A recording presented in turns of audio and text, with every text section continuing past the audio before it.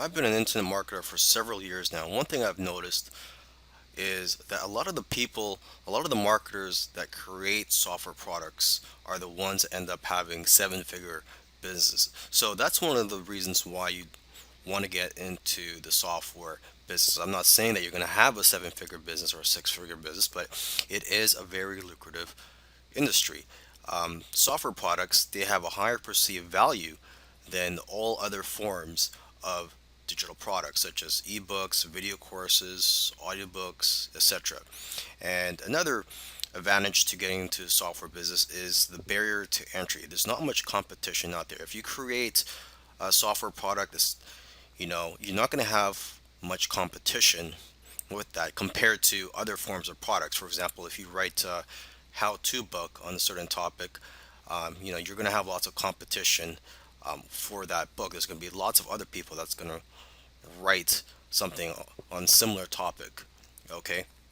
Now, this course will cover the following topics. It's going to cover how to come up with ideas for your software product, how to come up with the features to include in your software product, how to find software programmers to create your software product, and how to manage your project.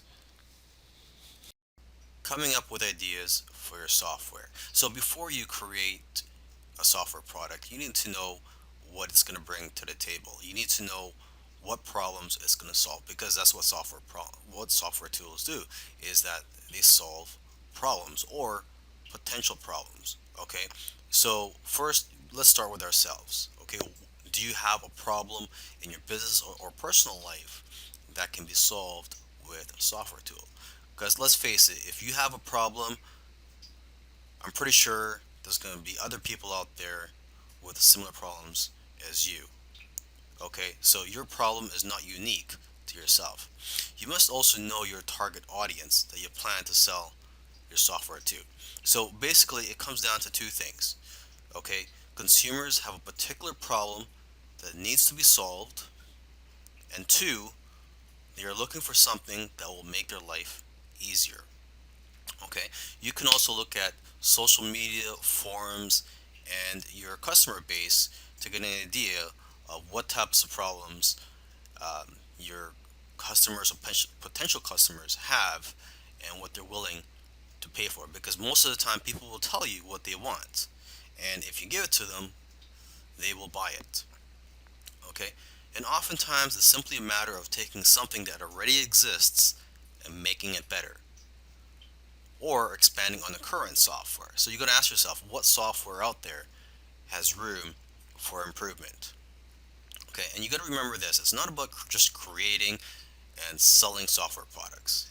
There's a lot of money to be made in selling software products. Don't get me wrong, but it's also about knowing what software products to create. So that's why it's important to know your target audience and know what it's like to be in their shoes. All right, so let's talk about coming up with a list of features and details of what your software is going to include. Okay, you got to remember to keep it simple though, because it's not about how many fancy features and buttons that your software has. It's about how the software can benefit the user. Okay, because sometimes it's the most simple software that can become a best selling product. Okay, but before you can approach a software developer, you must have a list of features and details about the software product you plan to create. Okay, so to get ideas, you can look at other software products in a similar industry. And also, what you can do is go to a website called hotscripts.com. And this site includes programs and scripts in every popular programming language. So this is a great way for you to get familiar with the different types of software out there. And you could also read the reviews for the various software products on that site. And basically, the more knowledge that you have, the better the software you can have developed. Now let's talk about finding software programmers for your project. Now, there are various sites that you can go to find programmers where they will bid on your projects, and you can select the programmers based on the best price.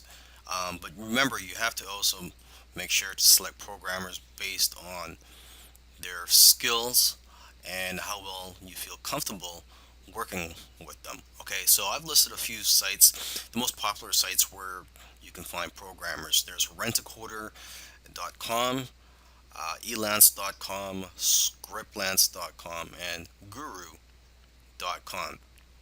And you can also go to coding forums or other types of forums where programmers hang out to find people that are passionate about creating software products. Okay, so now when you visit these sites where programmers could bid on your projects, you have to know how to present your project. So make sure to first review how other people are listing your projects and how they are describing them on these sites. Okay, and you have to also be very careful. You don't want to give out too much information about your project because you don't want people stealing your ideas. So, when you first post a project, the information that you should reveal at first is what is needed for the programmer to know if your software product is something that they are qualified to work on. When you're working with your programmer, you have to be very clear on what you want and be specific with the details. So you have to make sure you've done your research already before you hire someone to start working on your project. Okay, and you should also find out how long after they finish creating your software will they be able to fix any bugs. So, in my opinion, it should be at least 6 months after they've completed the software, where they could still fix anything that's wrong with your software.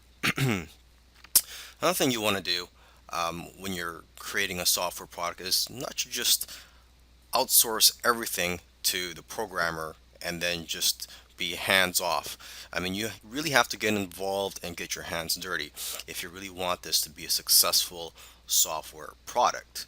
Okay, and instead of just telling them to just create your software product, you should break it down into smaller tasks so that it is easier to work on, and it'll be better for you to basically monitor the progress of your software product. Okay, so for example, you can have weekly or bi-weekly tasks or goals for them to complete to make it easier for you to manage this project. Okay, and you could also encourage your programmers or coders by giving them bonuses for doing well on some of the tasks that you give them. Okay, and you also want to let your programmers know ahead of time what your budget is so they know what to expect. And so, with that being said, you shouldn't pay by the hour because it's hard to track the actual hours that they work, and that only encourages people to take their time on your project.